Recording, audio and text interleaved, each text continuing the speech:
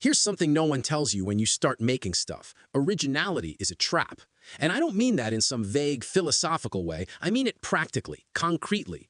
The pursuit of the never-been-done-before idea is one of the biggest reasons creative people freeze up, burn out, or never finish anything at all.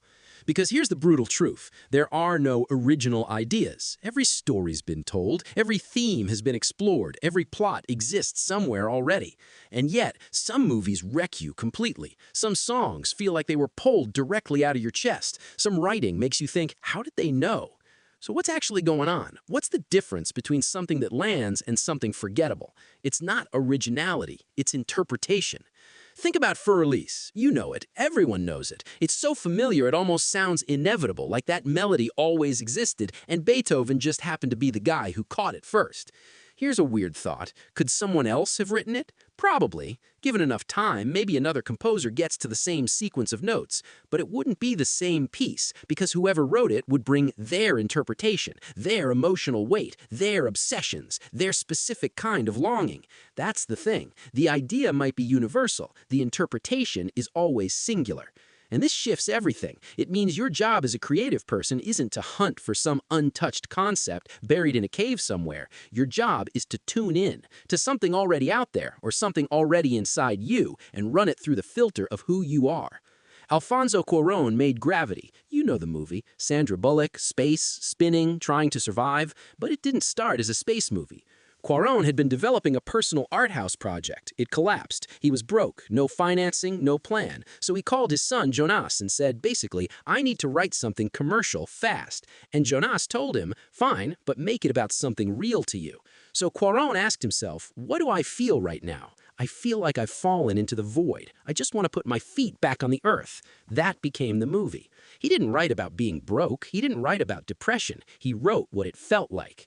And that's the shift, because Gravity isn't really about an astronaut. It's about the desperate physical need to come back down to something solid after everything collapses. Screenwriter Paul Schrader, who wrote Taxi Driver and Raging Bull, has an exercise he gives his students. Write down your biggest personal problem, not a plot, not a character, just the thing you're carrying. Then ask, what's the metaphor for that? Because powerful storytelling is never the literal story. It's the feeling underneath, translated into something else. Here's an example. Someone who spent years hiding who they are. That doesn't have to become a coming-out story. It could become a spy thriller, because being closeted can feel exactly like being undercover, always scanning the room, managing which version of yourself is safe to show. Even the people who love you don't fully know you. Same feeling, completely different genre, and suddenly you're not just talking to one audience, you're talking to everyone who's ever hidden something. Schrader did exactly this with Travis Bickle. He was broke, isolated, watching the world through glass, and then it clicked. He was the metaphor. A man alone in a taxi, surrounded by people, going nowhere. That became one of the most iconic characters in cinema history. The story, familiar. The feeling, his. That combination is what made it irreplaceable. Now maybe your starting point isn't personal pain. Maybe it's someone else's work and what you choose to do with it. Old Boy was based on a Japanese manga, which was itself inspired by The Count of Monte Cristo.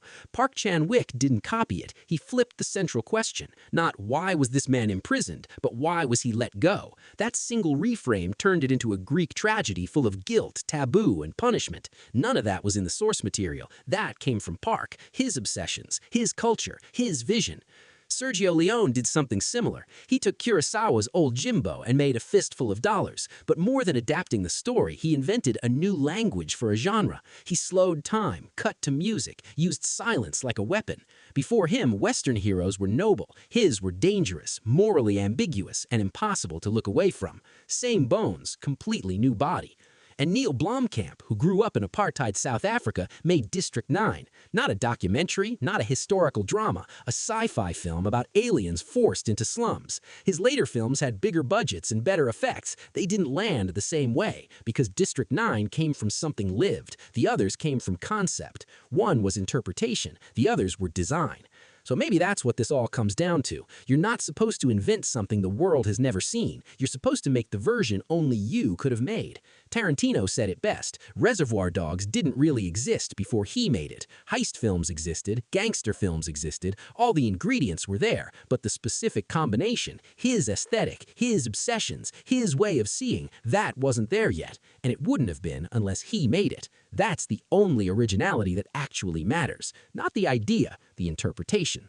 So stop waiting for a concept no one's thought of. Start asking what you actually feel and what story is already sitting inside that feeling, waiting to be disguised. That's the movie only you can make.